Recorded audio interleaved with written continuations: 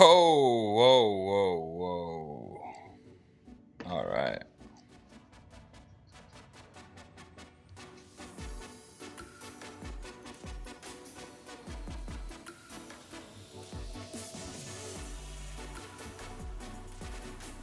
We are live. Welcome to a special edition of the CK Podcast. I'm with my boy Ty, who is about to get very controversial because this list from ESPN was extremely clickbaitish. We understand what they do. They're very good at it, right? And having Lamela Ball at number 3 was exactly what they had to do to get the entire NBA universe to react to it. How you doing, brother?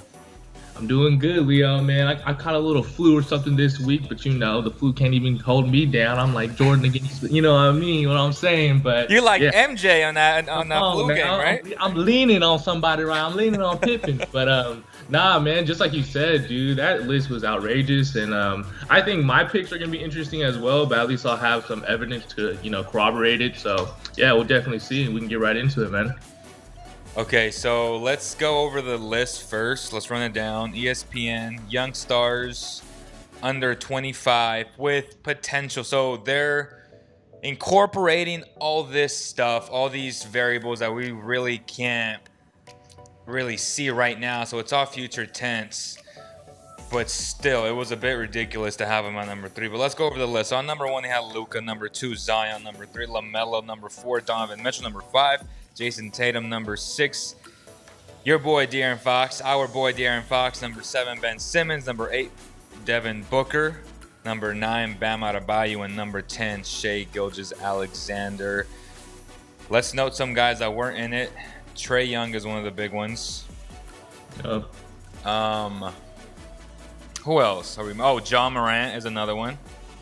I mean, me, I like my boy Jamal Murray. Come on now. Jamal Murray's not in there. Okay, so 3 guys right there that will probably fight for a top 10 slot in this list. But without further ado, also, we have this new feature where fans can just click on a link from our Ecamm Live software. They can just join the conversation via video chat. So very simple, just like Instagram Live, where we will now be able to interact via video. You don't have to download Skype. You don't have to download Zoom. It's just a click of a button. And we will let you know when you guys are allowed to come in. But the links are in the description, and they should be in the comment in the super chat as well. Shout out to everybody as well. So let's get to it, man. Who you got at number? Just give me your entire list. That way we start. Oh, actually, give me your first 5. We'll discuss it, and then you give me your next 5. All right. This is very controversial, but at my number 1 spot, oh god, I've got McCall Bridges. What the fuck? Oh, I'm kidding. Okay, it's a little bit after April Fool's. I had to get you a little bit, Leo. But hey, let's give him a round of applause, man. Shout out to the Suns, man. They're winning right now, but yeah, McCall Bridges has unfortunately not made my top 15. He's a hell of a player, though. Yeah, no cap, he's a hell of a basketball player. Like, that dude has a lot of potential. He reminds me a lot of Kawhi Leonard in the sense that his role is very minimized right now, and every year he progressively got better, and that's what he's been doing his entire career since he came into the league. He's still very young. He's already an elite defender. I can't wait how his one-on-one development from an offensive perspective comes along, and then we'll start to see all the fruits and all the development that the Suns have put into this guy. But go ahead. Who's number 1? So at number 1, not a surprising pick. I have Luca Doncic. I mean, obviously he is what he is, and only and what that future has in store with that. Obviously it's difficult without having your second best player be able to consistently be on the floor, but there's not much that needs to be said there. At number 2, I mean, I thought he was a little bit lower on ESPN's list than he should have been, but I went with Jason Tatum. Okay. I think at his size and the small forward, you can't be mad at that. Obviously, the Celtics are struggling right now, but just his overall playoff performance in the last 2 years have, considering his age, is amazing. A lot of guys his age aren't able to be on contenders like that. So, I mean, being the best player and giving that green light, I mean, you can't. You don't have to always agree with my point, but you can't argue that Tatum is one of the top under 25-year-old players. At number 3, this one is very interesting, but this is a player I've been high on for a long time. I've got Devin Booker at Wow. 3. I gave him a Whoa. I gave him a pretty big jump just because I think that, he's such a dynamic scorer and that I feel like you're able to see it this year. I know he's on a crazy stretch right now. I don't even know what he's averaging over the last 5 games, but he's going crazy. And I think when you put him in the system and you put him alongside a point guard like Chris Paul, I mean, it's Devin Booker. At number 4, I mean, this is somebody that I'm up and down on, but you cannot deny the size at point guard. Ben Simmons, you know what I mean? One day he might develop a jump shot, one day he might not, but the bottom line is, man, he's a defensive monster, and the fact that he's able to perform this well without a jump shot just goes to show he's able to do everything else so great. And at number 5, I have Bam Adebayo. I mean, I wouldn't be surprised if, even next year or the year after, he's in the conversation for the best center in the game, potentially, a mix of Joel Embiid and Jokic. You know what I mean? The fact that he's so versatile. But yeah, that's my top 5. Wow. Very nice list. Honestly, I feel like we can make an argument for all of these guys to be in the top 5, except for LaMelo now, because to me he hasn't proven enough to be in the top 5. Even though ESPN rated this on future projections, which is fine, and somebody will say, well, Lamela Ball was better at 19 than this player than that player, and I can make an argument like I don't think he was anywhere close to Luca Doncic at 19. I can make an argument that Trae Young was better at 19 years old. I mean, just look at his rookie year and tell me who had the better year, honestly. So if that's their base of, well, he's better than X player at 19, to have him at number 3 is a bit ridiculous to me. But your list consists of Luka, Jason Tatum at number 2. At number 3, you got who? Devin Booker. Okay, that's a shocking one. At 3, number 4, Ben Simmons. Number 5, Bam. Yeah. Wow, I got some thoughts on that. But let's hear number 6 through 10 now. At number 6, got him at the same spot as ESPN's list. My guy, Darren Fox. Okay. I mean, obviously been playing tremendous this year, but I think, anybody on the CK podcast, as much as we love Darren Fox, we've been critical just of the fact that, we haven't been able to come out with that same energy every night. So I think, there is a little bit of bias in play. That's undeniable. But, I mean, the guy's playing insane, and if anything, he's playing like a better prime John Wall. So that's something you can't deny. At 7, this one was kind of hard for me. I honestly did want to put him higher on the list, so I kind of want to preface it with that. I know it's more so based on potential, but I think in this day and age, the fact that if you're not a great shooter, I think that is going to kind of hinder and restrict your game. So at 7, I have Zion Williamson. I do think he's just going to be a force in the paint. The fact that his field goal percentage is crazy, kind of similar along the lines of Giannis, you know what I mean? The fact that he's just going to go in the paint, just score on you. So I wouldn't be surprised if, in the future, Zion definitely should be higher on that list. At number 8, I do think that he kind of fell in my list just because I like the guys ahead of him, but I think that he was lucky to be in an organization that is competent and has always been able to build around team basketball. So I have Donovan Mitchell there. I know that he's, significantly lower than what other people would think or even what ESPN would think. I just think that something that factored into my consideration was the fact that if you dropped him on his own team, I don't know if he'd be that much of an impactful player, and that's just my personal opinion. What's that mean, though, like his own team? Because he has his own team now. Yeah, but I think that it's more so like he's on a better team in that retrospect where he's not having to build it from the ground up, and that I don't know. I just feel like he has better teammates, better organization, better coaching. And so therefore, you pair him alongside a Rudy Gobert, you sign a guy like Mike Conley, right? That's what I think. And I think that the guys ahead of him that I did put, I just think that they're more impactful in that retrospect. I think Mitchell wouldn't be as impactful on a less of a contender. But, I mean, you could also make the argument, right, that that Donovan Mitchell, could make that impact, but this is all hypothetical. At number 9, I have Lamela Ball. I mean, he is ahead of a couple other guys that I really like, but with that being said, I mean, I think the guys below that I put under LaMelo just haven't really, I don't know, they haven't really shown that they can be a great number 1, with the exception of a couple guys here. But I think that, Lamela has just played tremendous. I mean, I've said it before. I'd be willing to trade 3, 4, 5 first-round picks just to get a guy like Lamelo on your team because I think he's that transcendent. My biggest player comparison was Trae Young, but a better, taller, and then, more potential of Trae Young with Lamela Ball, that point guard. Now, number 10, this is a guy that's just super efficient, always has a quiet 25 a night around there, Brandon Ingram. Okay.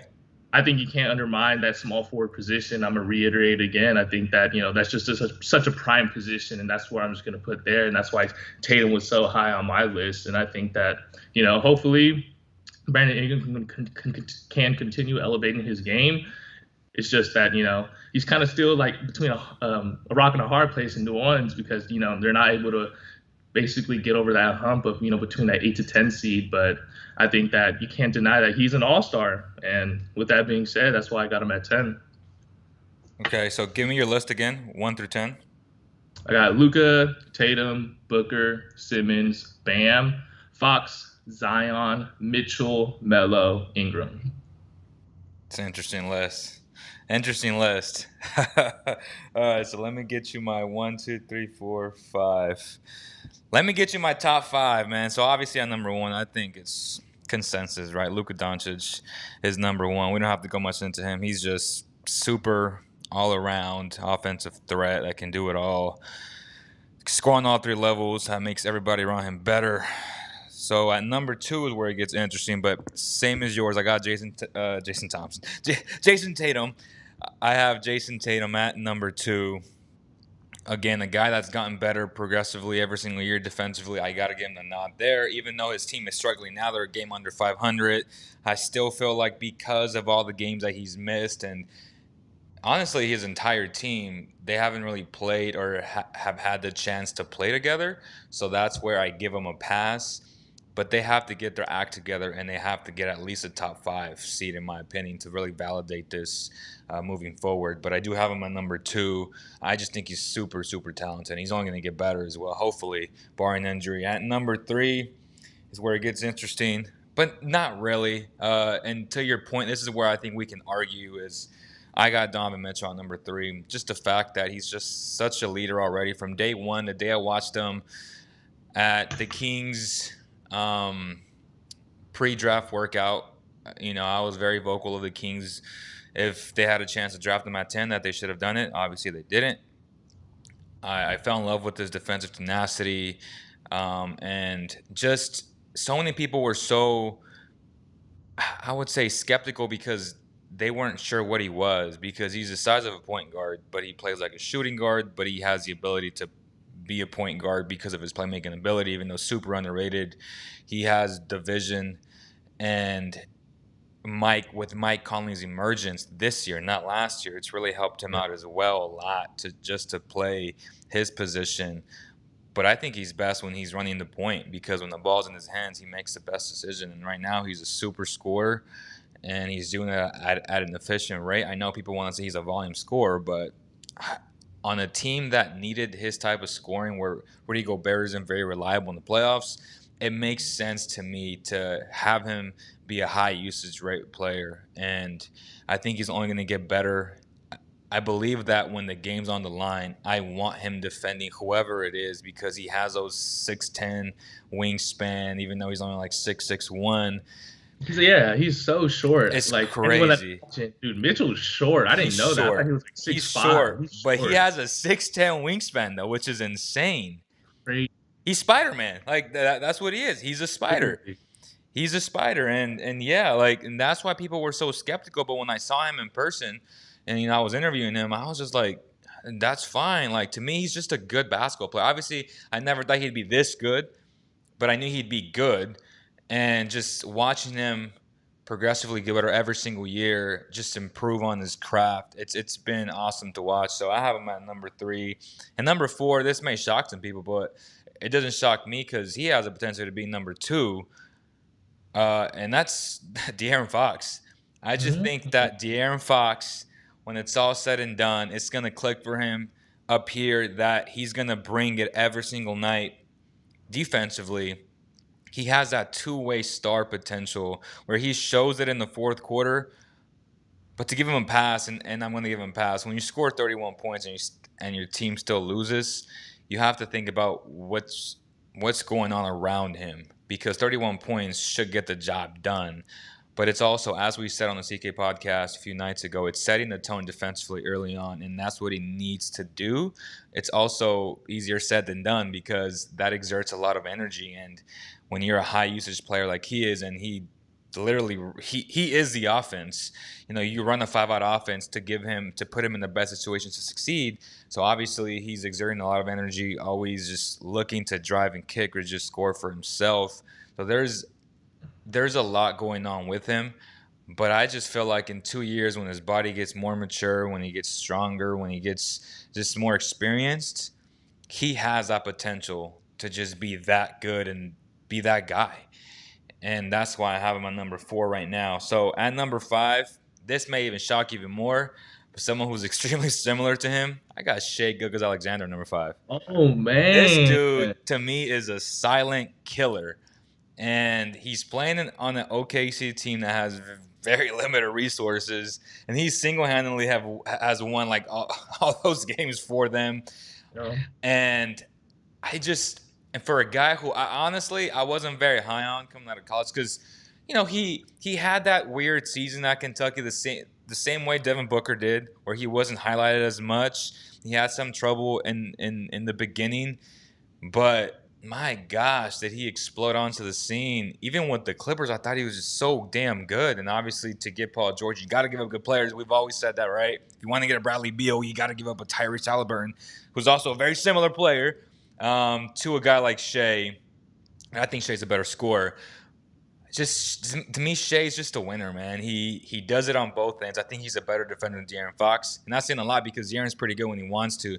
But their ceiling, I would say they're very similar. They're both, they can both be elite defenders. I think the only thing that I would say is to Fox's advantage is just his speed. And the speed will go a long way. I feel like when they do hit 27, 28, when they're at the prime of their career right now, they're very young, 23, 22, 23 years old. So that's why I got Shai, and I just feel like he's a silent leader, but he's a guy that just proves it on the court. His actions speak louder than words, so that's why I'm so high on Shai. Any thoughts on my first 5 before I continue? No, I think ultimately, yeah, just like you said earlier, you can make arguments for any of these guys. I think my biggest surprise from you was putting Shai that high. Okay. I think there are a couple guys, and just in my opinion, that should be a little bit higher. But considering that it is a potential-based thing, it's all objective, right? So, yep. For example, if Shai ends up getting some young guys in the future, million first-round picks that OKC has, and actually has some help, then obviously that helps his case. A question I just wanted to ask, though, was how much did you weigh kind of the fact that, based on the team that they're playing on and, the help that they have around them really impacts what you see in the future? Because I think that, right, a great example is like Bradley Beal. And so, I think this is a pretty controversial question. Obviously prior to the injury, but Klay Thompson, I feel like, was viewed in the public eye as way better, right, as a very top shooting guard, above even guys like Bradley Beal, Zach LaVine. Yeah. But all honesty, because if Bradley Beal's not stuck in Washington or Zach LaVine isn't stuck in Chicago, you put him on a good organization. I think we're kind of seeing that surprisingly with Aaron Gordon now, right? He's almost fitting perfectly into that role in Denver, and I don't think either of us predicted that. So that's the kind of question I just want to ask you. How much does a team's success or a team's lack of success really impact where you see them potentially in the future? That's a great question, man. And I've always asked that question too, because Brandon Ingram is a guy who I'm glad made your top 10, because it just further validates the question you just asked. And it was always, okay, Jason Tatum, Brandon Ingram. What is the major difference between these two guys? Well, one guy went to the Celtics, who were very established already. They had a great organization. He had a solid foundation there, very good coach, a nice nucleus around him. You switch it to Brandon Ingram with the Lakers at the time when they weren't really the Lakers that they are now. They had a lot of chaos, turmoil, lots of drama. He was injured, and now he goes on to another team, right? And you start to see the development, his game furthering to levels that I thought he would be at sooner. But because of the injuries, but because of the inconsistencies that we saw in LA, we couldn't really see it from a consistent standpoint. And he showed that right before I believe he had that blood clot with the Lakers. That was his last season. He was on a tear. And I remember Eman and I used to have this conversation like, no, I feel like Brandon Ingram is a hell of a player, and I would love to take a chance on him when his value was low per se. And now he's really exploded onto the scene in New Orleans for a lot of reasons. I mean, you can't teach that size, that athleticism, that ability to score the ball. I would like for him to become a better passer and even a better defender, but his three-point shot has improved drastically. And I've loved the way he's developed. Obviously, the Lakers have to get rid of him if you try to get a guy like Anthony Davis. You got an NBA championship. So those are risks that you got to take. But I think it's a great question, man. And, it's fair to say also Donovan Mitchell going into a good situation. But he also didn't come with the number 2, number 1 type of expectation. So that's why that's a guy who I'm like, okay, well, I'm not going to discredit him and his greatness because he wasn't supposed to be as good anyway. But for guys like Ingram, guys like Tatum who were top 5 picks, that's where I love to just think about the question that you just asked me, which is, okay, if you switch these 2 players, would Tatum be the player he is today if he would have started with the Lakers? And I think that's a fair question to ask. 100%. Same thing with Ingram. Like, what if Ingram would have went to the Celtics? Then what, right? Yeah. So that's a great point, and that's why I couldn't put Mitchell anything under 5 because, again, a guy that wasn't supposed to be as good as he is today. He's very there's a mixture of a lot of things like Westbrook, Dwayne Wade. He's just a hell of a basketball player to me. So that's why I had him at number 3. But okay, so I got Luca, JT, DM, Fox, and Shea at 5. Also, Shea's another guy, right? Shea is a guy who was traded, who was drafted, at 12 or 11? Somewhere from 11 to 13. Something around there. So that's my point. So these guys coming in with low expectations, it just shows how hungry they were to just burst onto the scene and just become that guy. And when he got traded, he was like, okay, I'm going to learn from Chris Paul. I'm going to be his sidekick for a year. And that's what he did. He took advantage of it. And now that's his team, and he's a hell of a basketball player. So at number 6, I got Zion. It's tough for me to deny his potential. Like if this is a potential based list, then I can see why he was number 2 on ESPN's. But I'm also taking, what we know in terms of what JT is, what Fox is, what DM is. But Zion, I mean, if this guy ever gets a jump shot, he could be the best player to ever live, right? Like, he's that type of guy. He has a great ability. He has a great playmaking ability.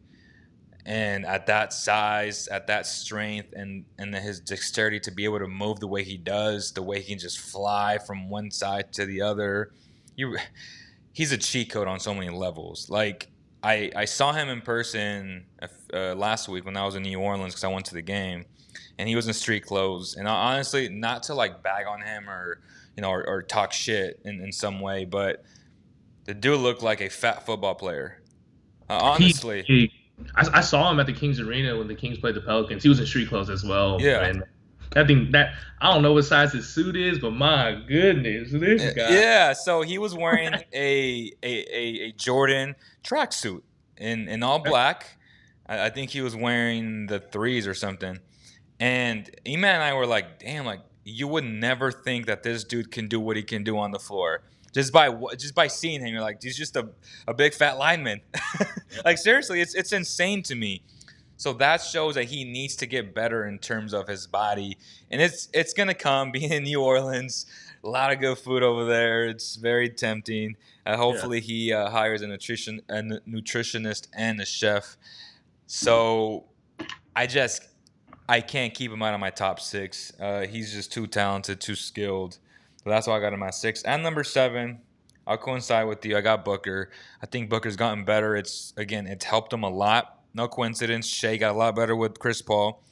Devin Booker is getting a lot better than what he was last year, and he's learning how to win games and how to be a leader next to a guy like Chris Paul. So shout out to Devin Booker, a guy who can do it all. The only thing that worries me about him, even though he's a great offensive threat, is the fact that he's not a good defender yet. That's true. And that team is very good defensively.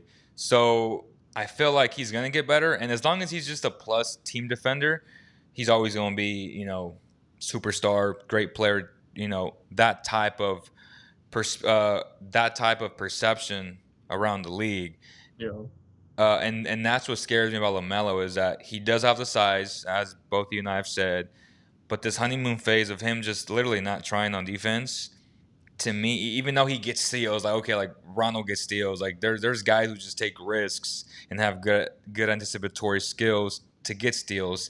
But if you're consistently getting blown by or just getting post up easily, then that concerns me. And obviously Trae Young is very small in comparison to him, so that's where I have hope for him to take that next level of at least being a plus team defender. I think he can be just so smart. Lonzo Ball. I mean, he wasn't that great in college, but he's now a very good defender. So I could see LaMelo taking that next step, hopefully next year, because if he continues to play the way he does, yeah, it's cool that he's a highlight machine, but at the same time, his teammates are going to be like, man, like, this dude just doesn't have it defensively. Like, he's always going to put his team in tough situations defensively, and you started to see that with Trae Young when guys were like, damn, like, bro, try and get in front of a guy. Like, it's extremely frustrating, especially when you play basketball and you see that guy who wants to jack up shots all the time and not play defense. That gets to you, and that messes up team chemistry. So I just hope that LaMelo gets that ball, which is why I don't have him in my top 7. And number 8, Ben Simmons. Obviously, if he ever gets a jump shot, he can skyrocket up to number 2. I mean, he's that good. Defensively, he's a monster, as you've already said. So I got 1, 2, 3, 4, 5, 6, 7, 8. So Ben at 8. This is where it gets tough for me, man. Obviously, I still got LaMelo. I still got Bam, Brandon Ingram, Trae Young, John Morant. So out of those guys, I'm going to go with Bam at 9. I just feel like his versatility as a big, even though a lot of Kings fans hate on Rashawn Holmes because he's smaller or he gets bodied, Bam's a small center. Like, he's a short center. So obviously he's more skilled and he's younger, but he's still a short center. And if all these fans want to make an argument that at the end of the day you need a tall, big center, like when fans say, well, the Kings need a legit center, and I always ask them, okay, who do you suggest? They have no answer to that. Because it's true, though. Like, it's easy to say we need a great center. And I'm like, okay, who? Right? And to me, Bam fits the modern day switch everything type center. He can do it all defensively. Yeah, and offensively, he's beginning to hit that mid-range shot. He went from 70% or high 60s to now high 80s from the free throw line this year. Hell of a jump. Shout out to my boy, to my very good friend, Coach Rafa Dor, who has helped him out in that journey to get to 86%. So I have him at number 9, and that's where ESPN had him at number 9 as well. And this is where it gets interesting because LaMelo, obviously, he's a candidate for number 10. Trae Young's a candidate for number 10. John Moran's a candidate for number 10. So between these 3 guys, and Ingram, obviously. So 4 guys for one spot. Jeez Louise. It's tough, man. But I'm going to go with John Morant. I'm going to go with John Morant. Kid's a dog. I don't know what else to say. I mean, obviously, small school. He slipped through the cracks of the whole recruitment process, and he showed why he's such a dog. And sometimes you just can't teach what that kid has. And I just, like, if there was one criticism that I had about Fox in terms of his mentality, or not even his mentality, because I'm sure his mentality is fine. It's just that approach, like that dog, chip on shoulder type guy. That's what I wish he would have from John Morant, because he plays like there's no tomorrow every single game. And I think that's one of the big criticisms that we have of Fox. But again, Fox is 23. And we're so critical to just be critical of a player, right? Like, oh, he's not doing this. And I'm like, damn, bro, like, he's 23. So it's all fair in game. They get paid a lot of money to be compensated for these type of things. So I'm sure it's fine. But again, I still think Fox is a better player than Morant, but that's the one thing that I love about Morant that a lot of players don't have, including Fox. And that's just that chip, that anger that he plays with all game long. But that's why he makes my top 10, and obviously the other honorable mentions, Lamela Ball, Brandon Ingram, and Trae Young, rounds up to top 13. Your thoughts on my 6 through 10? I think yeah. I mean, you can make an argument for either of these guys. I think it doesn't differ much. I mean, I think in terms of top 10, we have very similar lists. You can interchange any of these. A point I wanted to address with the whole Bam being the underside center versus Rashawn Holmes. I think something that I will give Bam is one that he is so versatile, and I know that I've seen a lot of film of him switching on the guards, and there's this one particular clip where he switched on to Steph and just like clamped him, and he was just moving his feet like crazy. And I think the one thing that I would say about Bam as opposed to Rashawn Holmes specifically as well is the fact that although he's 6'9", I don't see Bam really getting bodied like that. Have you ever seen Bam really get bodied like that by other bigs? I think what kind of sucks about Rashawn Holmes, you can see him picking up those early fouls, right? But with Bam Adebayo, I think it just goes to show how great he is of a center. And so with that being said, I have seen him get bodied. I think a lot of the things that I didn't really bring up or really want to bring up, and it just goes back to what I've been saying all season, is when you have bad defenders like the Kings do, and you consistently get beat on the perimeter, then that puts Rashawn in a bad situation to where I feel like Bam has better defenders around him. They have a better culture, better system, especially defensively. Like, one of the better defenses we've ever seen in the playoffs in terms of that zone defense. And that's where you can hide a lot of his deficiencies from a size perspective.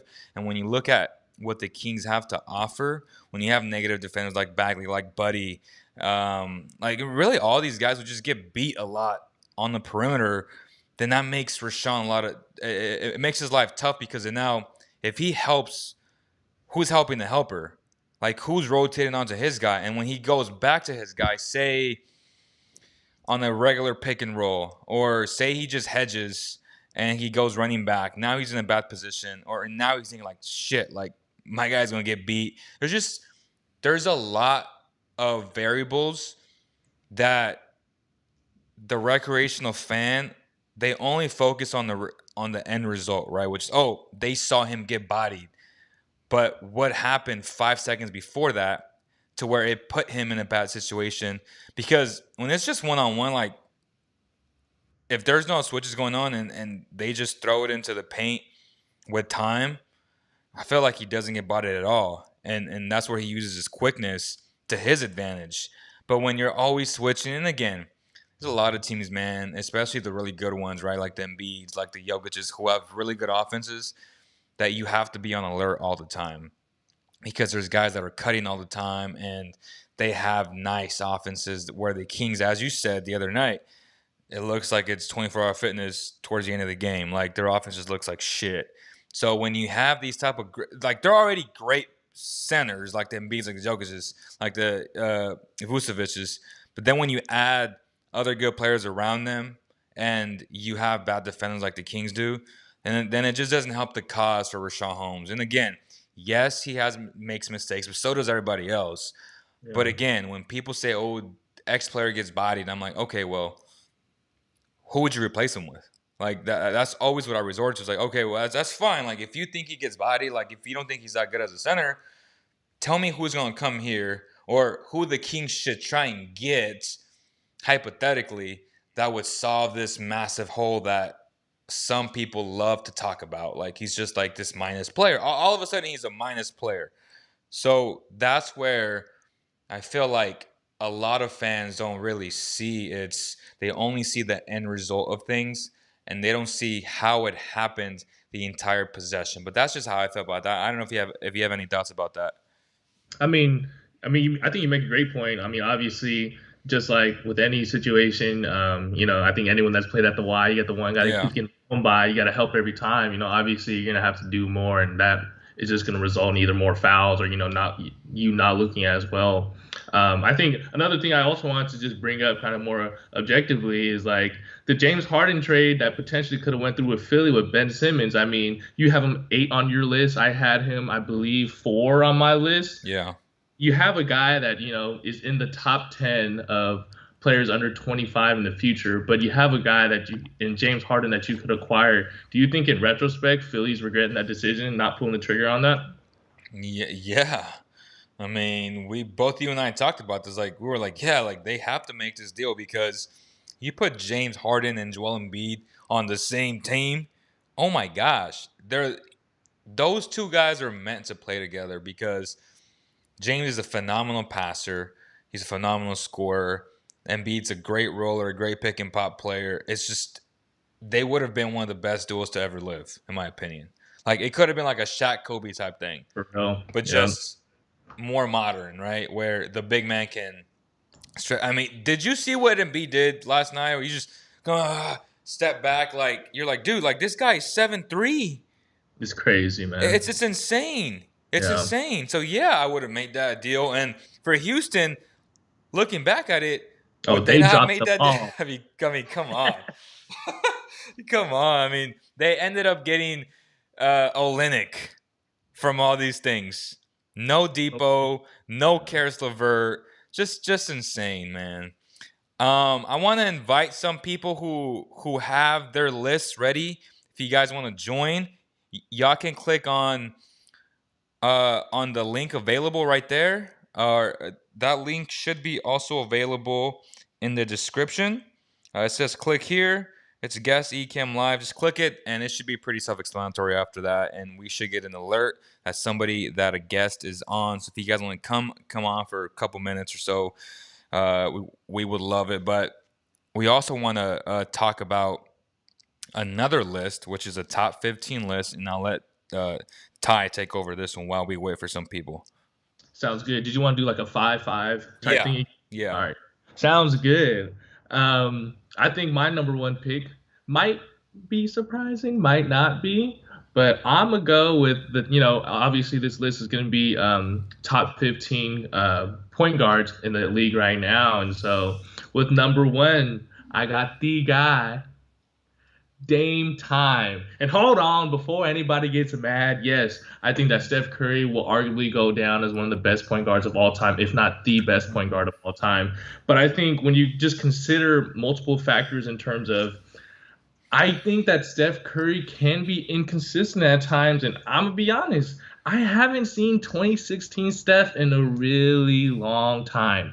Granted, he had those years with Durant, so obviously he doesn't have as many opportunities to shoot the ball. But I think that also speaks to his greatness in the retrospect of, like, you're a 73-9 team and you want a guy like Durant. I don't know. If it's my team and I'm the guy, I think I'm staying off of that.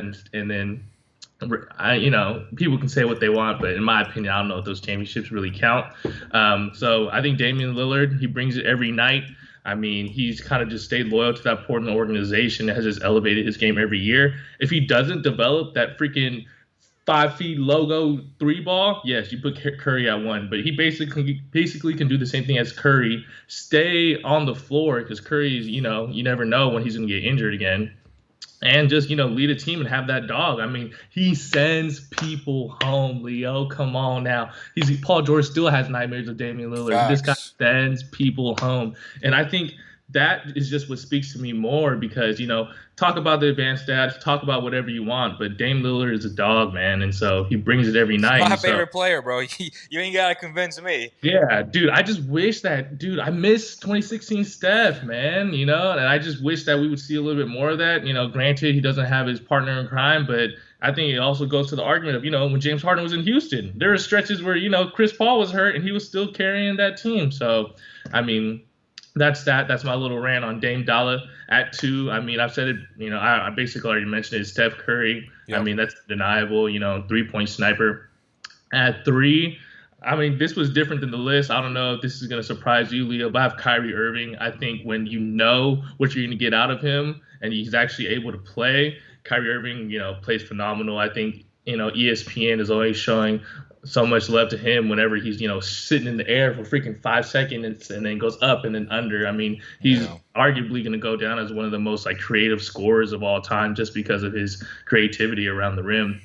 And that number 4, I think this is something that surprised all of us, especially after he got traded. When he basically got traded to OKC, Chris Paul, man.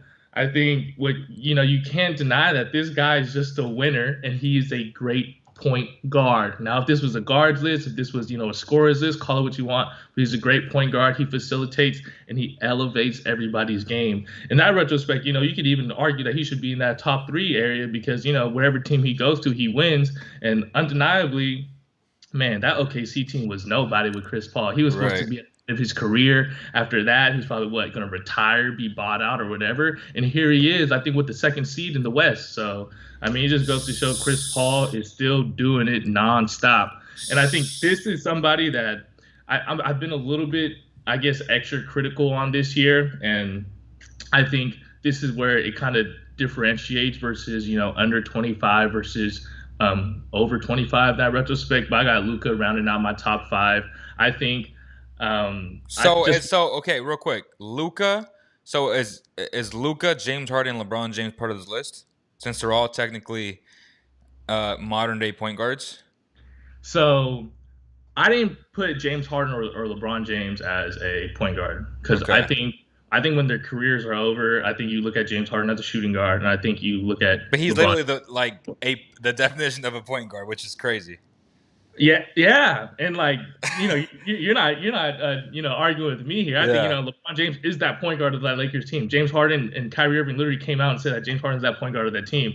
I just think that respectively over their entire careers, I feel like you can't make that position change after you've kind of established where you've been at that position. But Luka's basically been a point guard and is going to be a point guard his whole career. So I mean, you can even argue that LeBron's always been his point guard's career, but he's always had Mario Chalmers, Rajon Rondo, right, Kyrie Irving. So call it what you want, but yeah, that's my top five Okay, list. so you don't have so just to clarify, no James Harden and no LeBron, right?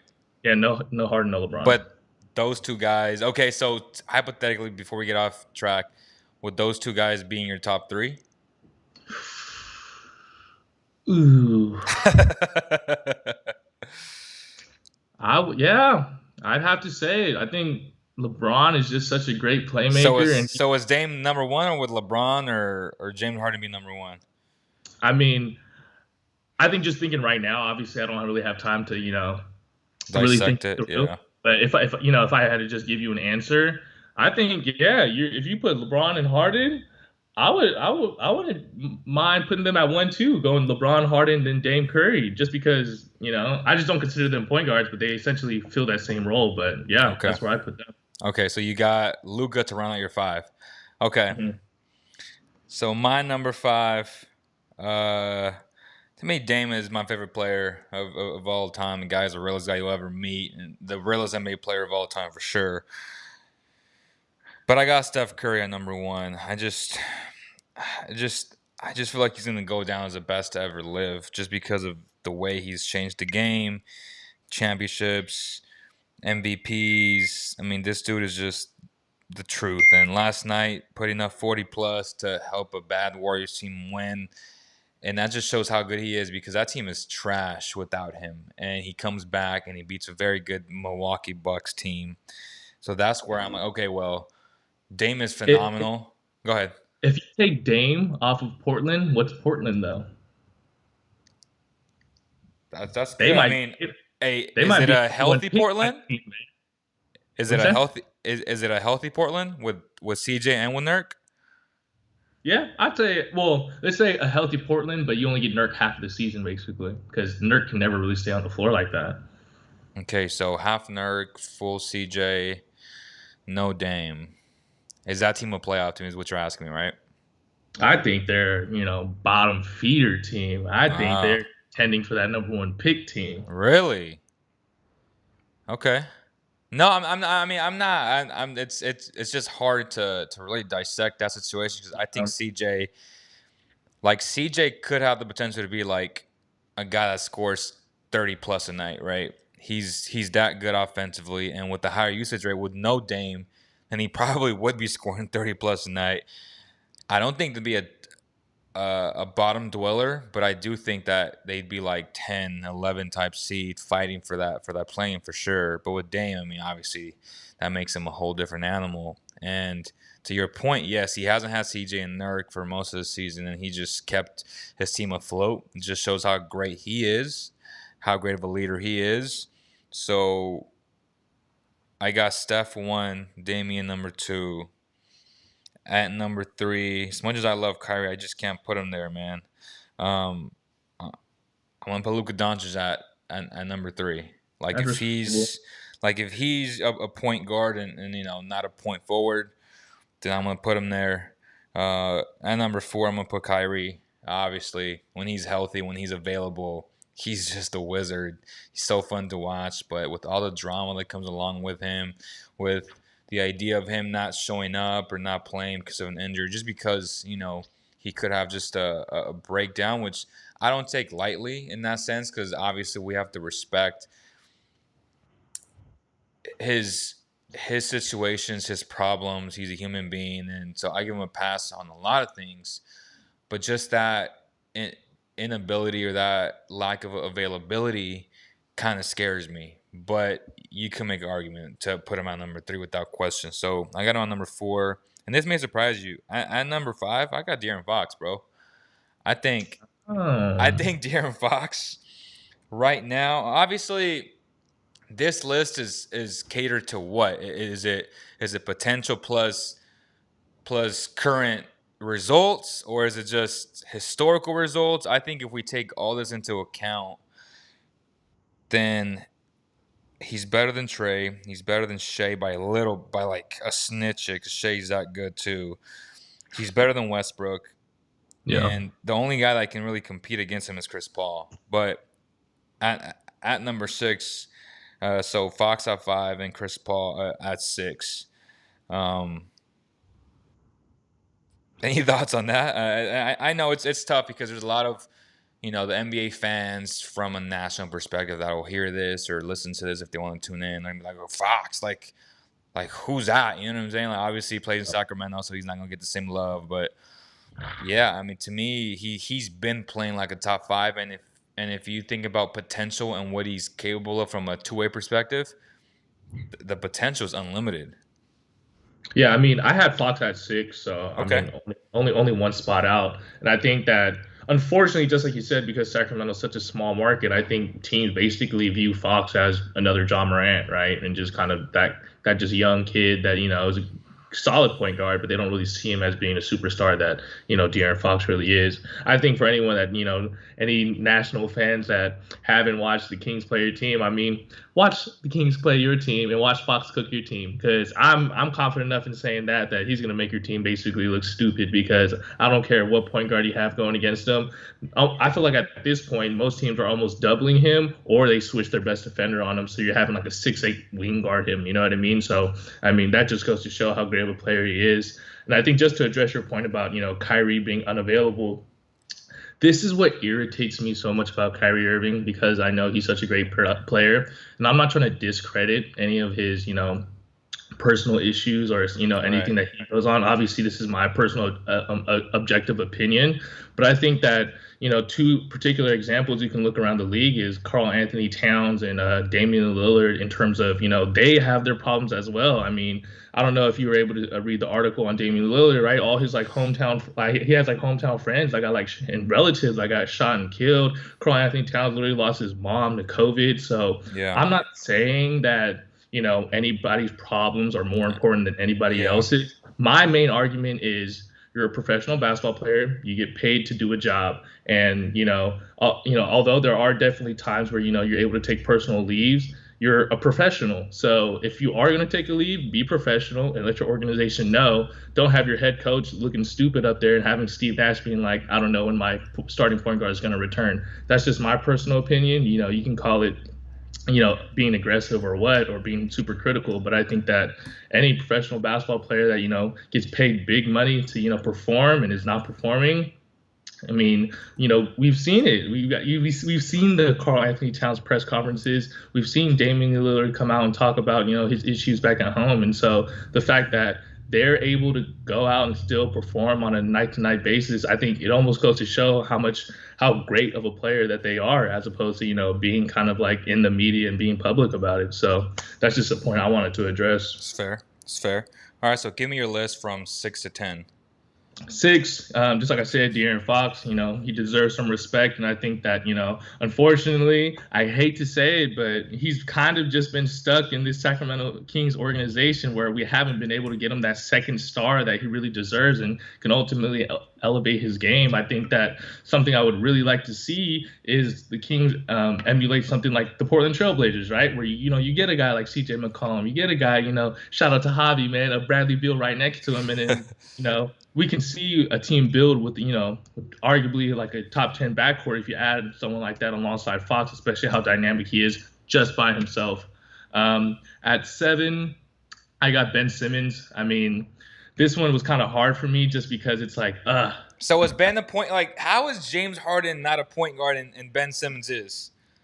I mean, when he got drafted, right, he was listed as point guard. You know what I mean? Cade Cunningham, what's 6'7", he's coming in as a point guard. So I think that essentially it's the position that you're listed at. I mean, you can look at anything, look at 2K, look at ESPN Fantasy, look at all these things. I think, teams are, not teams, but any basically big basketball outlet is listing Luca Doncic as a point guard. So, I mean, it's tough. I mean, just like I said, Leo, James Harden and LeBron James both fill that point guard role better than other point guards in this league, right? So that's that.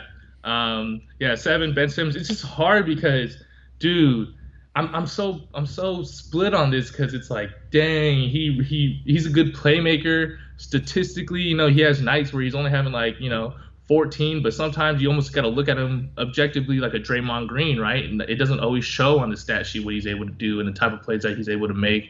And, basically just being that big guard that, teams just have to deal with. So I think this is someone that, I'm not too confident on. He can obviously move up and down my pick. At 8, I got Trae Young just because I think he is pretty dynamic. I think that, that 3 ball is something you have to respect, Steph Curry-esque. I think, a big thing that could definitely have him, going anywhere from 9-10 at this point would be his defense. I just think that, surprisingly, Trae Young has turned into a really underrated player, in my opinion, over the last year, just considering that, he was an all-star, just last season, right? So yeah, I think that, a lot of us saw with the signings that Atlanta made this offseason with Gallinari, obviously Rajon Rondo is gone now, hopefully seeing Atlanta make that playoff push. But, I mean, I think something that actually really impressed me, I think he was playing against the Kings where his 3-ball wasn't falling, but he found a way to still be productive without that 3-ball. And I thought that was really surprising. And I saw that for me, I saw a lot of growth out of Trae Young. It's like, damn, okay, the 3-ball's not falling. Everyone thinks that's all Trae Young's game, but he was getting in the paint, getting floaters. He was tipping passes, things like that. Don't get me wrong. I'm not saying Trae Young's a great defender, but I'm just saying that, he found ways to be productive, which was really surprising for me. Just shows his growth. At 9, I got Drew Holiday. I mean, I don't think there's much that needs to be said. He's just a great point guard, being able to guard multiple positions. I think it makes him very versatile. And I mean, shoot, he's making $40 million a year. So my God. I mean, hey, some team thinks he's worth that much, and then they gave him 3 first-round picks for him. So I think he does offer a lot. And so similar to kind of like Mike Conley back in his prime, it's like, dude, he was super underrated point guard, and I think that he deserves the credit. Now, I think any contender would love to have Drew Holiday on their team. And at 10, I didn't want to put this guy there, Leo. I did not. Looking at my list now, I definitely want to put some other guys up there. I might make a last-minute change here. Don't say it. Don't say it. All right. Russell Westbrook. Oh, my God. I didn't want to, Leo, but, man, it's tough because he's such a statistical monster. You know what I mean? I don't know. I'm not even going to argue. Yeah, this. I mean, from a stats perspective, he's still arguably a top 10 point guard. It's just okay, so I don't even know what to argue here. It's just like he's on this list, and I'm just gonna put him there. Similar to Ben Simmons, right? He's on this list. I'm gonna put him there, and that's that. I mean, obviously, I think like guys I have after this, at 11 I have Murray, 12 I have Ja, 13 I have SGA. I think all 3 of those guys are interchangeable in terms of youth point guards that I definitely could see being just any team would rather have any of those guys over Westbrook now, right? Yeah. But, Yeah. Okay, that's fair. That's fair. So you had Fox 6, and so give me six or 10. We have Fox, Simmons, Trey Young, Drew Holiday, and then Russell Westbrook. Okay. So number 6, I got Chris Paul. We've gone over that, his greatness and best point guard of my generation. Obviously, Steph's gonna. So by I'm turning 28 tomorrow. So Chris Paul is a guy that I grew up watching, and then Steph came into the league, and obviously we know the rest. So at number 7, I got Shea, man. I think Shea's right there. I'm gonna put him over Trae Young. I got Shea at number 7. He's that good already, even though he hasn't made an All-Star appearance like Trae Young. Trae has all the hype. Shea and De'Aaron playing small markets, so they're not looked like that. And they're just solid fundamental players. But I still got him on number 7. At number 8, I got Trae Young. At number 9, Drew Holiday. At number 10, Ben Simmons. Yeah, I just feel like, again, Ben Simmons, if we going to consider him a point guard, he's a defensive monster. He's a very good passer in transition. He's just a big-ass point guard. So you really can't deny what he does on a day-to-day, on a game-to-game basis. So definitely I got him there in my top 10. And then Drew Holiday. Man, it's tough, man, because when you look at the list, and I don't have Russell Westbrook in my top 15, but when you just look at this list and you have guys like Moran, like Lamelo, like even Mike Conley, who's been one of the most disrespected point guards to ever Yeah. live. I mean, it's I was super conflicted where to put Mike Conley and Kyle yeah. Lowry. It's like, dude, they're definitely, playoff contender type point guards. But then again, would you rather take the youth guy in Ja Murray So or would you take Westbrook over Kyle and Mike? No. Uh, I don't know. I don't know. I I don't think know. that's a whole show in itself to like I say don't know. Russell Westbrook, Mike Conley, and then who else? And Kyle Lowry, Mike Conley, and Russell Westbrook. Like those 3 guys, all older guys, but all pretty good still. All pretty good still. That's So interesting to me. I think I would take Kyle Lowry over Westbrook for sure, just because he does so much. Like I love it when Kyle Lowry takes a charge, and everyone always says he looks bottom heavy, and it's just like I think he just. And he embodies such a great, just like solid point guard, and he's able to knock down an open three, something that Westbrook has shown he's not able to do. But Mike Conley, I think what's kind of having me split on Mike Conley is the fact that he really underperformed last year. So I don't know if this year's a fluke or what. You know what I mean? You're right. That's what's hard for me, because I thought Mike Conley was going to be Mike Conley this year, last year. You know what I mean? So yeah, I don't know, man. What do you think? It's tough. You're right. I thought last year was okay. Mike's career's over, and then this year he's just whatever he did, he literally resurrected into an all-star, which is crazy. He went from like bottom feeder to an all-star. That's a great point. Was it new system? Was it that he was injured that we didn't really know about? It could be a lot of those things, to be honest with you. But yeah, so we have very similar lists. I just couldn't, because of my hate for Russell. Again, my hate for him in the playoffs. I think he's one of the best regular season players to ever live. And anytime you post a triple double in consecutive years, you're a great regular season player. But it's in the playoffs where he becomes a black hole to me, where he doesn't make his teammates better, where he takes too many shots, which is a huge reason why KD had to leave him and just go his separate ways. But that was always a dynamic duo. And I get it. Like, he's so fun to watch from a entertainment perspective, but from a winning perspective, I just feel like he's been the cause. He has been the cause to him not winning a championship. Like, he's always been talented. He's always had that skill to win one, but he just can't get out of his own way, man. I hate to say it like that, but again, people say, "Oh, he's a triple double guy." Like, I get it. He puts up great stats, but at the end of the day, what will we remember him as?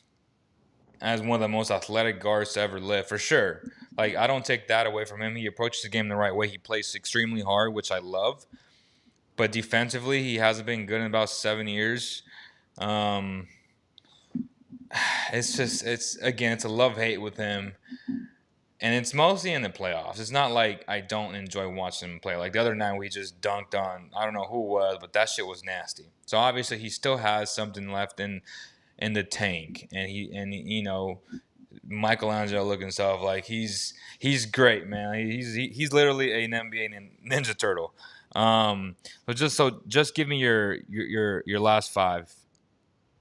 Last five, I got 11 Murray, 12 Ja, 13 SGA, 14 Lowry, and then 15 Lamelo.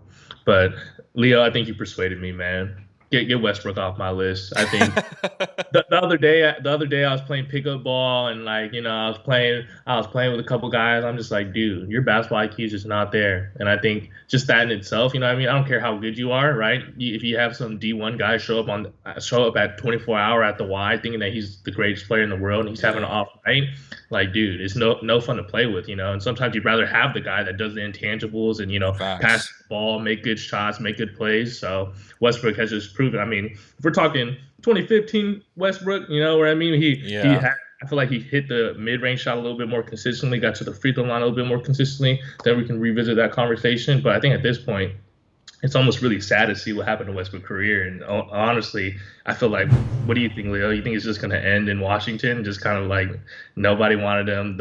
Basically, one of the worst teams in the league wanted him, and that's that. I mean, he has that crappy contract, and I don't know what after these 3 years, he's going to sign a 1 year with Brooklyn. I don't know. Facts. He definitely needs a championship though to solidify and just bring together all of his statistical, trophies or awards, his statistical, merits. But I think we've had a good show, bro. We've gone over our top 10 young under 25 ESPN controversial lists. We've given everybody our top 15 guards right now based on projections, based on what we know now, based on what they've been. Nobody wanted to call in. Some people are at work, obviously still early in the day, so we respect that. We'll probably have a podcast later today. We won't have a show tomorrow, even after the Kings game. It is my birthday, so wife said from 5 and beyond, you're mine. We still a happy birthday, man. Drop the comments on his Instagram, man. Yeah, Leo's turning 28, man. Give him a happy birthday. That's crazy, bro. I'm blessed. Just glory to God for allowing me to live 28 years, and I'm happy to call you my friend, to call everybody on the CK family a friend, man. And let's have another solid year from a content perspective. The production, as you guys have seen, is getting so much better here on the lives. It's only going to continue to get better. I'm excited. I'm learning a lot of new things from a production standpoint. Even little things like transitions, like music. We'll start playing some highlights. Trying to make it as close as possible to TV-esque, right? And yeah, man. Any final thoughts before we end the show? I think I just would rather take this opportunity to thank Leo and allowing me to, be on his platform. And, I think especially with his birthday coming up, I mean, regardless of what the Twitter trolls think, I mean, Leo's a pretty genuine guy. Sometimes he has his takes on, whatever, Sacramento Kings. But I think at the end of the day, we're all Kings fans. It's all love. I mean, definitely show love to Leo. He puts in so much work into, Cowboy Kingdom, puts in so much work, recruiting people, production, his family, and things like that. So, I mean, he really likes to share this with you guys. And honestly, when he does say Cowboy Kingdom, the family, it really is a family. And I think, Leo's basically, a part of this family. So definitely show love and, wish him a happy birthday tomorrow. That's going to do it, y'all. On behalf of the entire CK family, we thank you guys. And we'll see you very, very soon. Peace.